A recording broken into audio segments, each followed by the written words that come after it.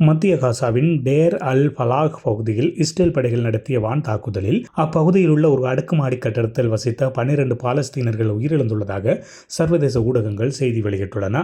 ஆனால் இந்த தாக்குதல் தொடர்பாக இஸ்ரேல் ராணுவம் தரப்பில் எந்த கருத்தும் தெரிவிக்கப்படவில்லை. அதே சமயம் வடக்கு காசாவின் செய்யா மற்றும் அதன் சுற்றுப்புற பகுதிகள், தெற்கு காசாவின் ராபா, மத்திய காசா ஆகிய பகுதிகளில் ராணுவ நடவடிக்கை தொடர்வதாக இஸ்ரேல் ராணுவம் நேற்று செய்தி வெளியிட்டது. காசாவை நிர்வகித்து வரும் ஹமாஸ் அமைப்பினரை முற்றிலும் நடவடிக்கையாக இஸ்ரேல் தொடர்ந்து தாக்குதல் நடத்தி வருகின்றது. இதில் ஹமாஸ் அமைப்பினருடன் அப்பாவி பாலஸ்தீனர்களும் பலியாகினர்.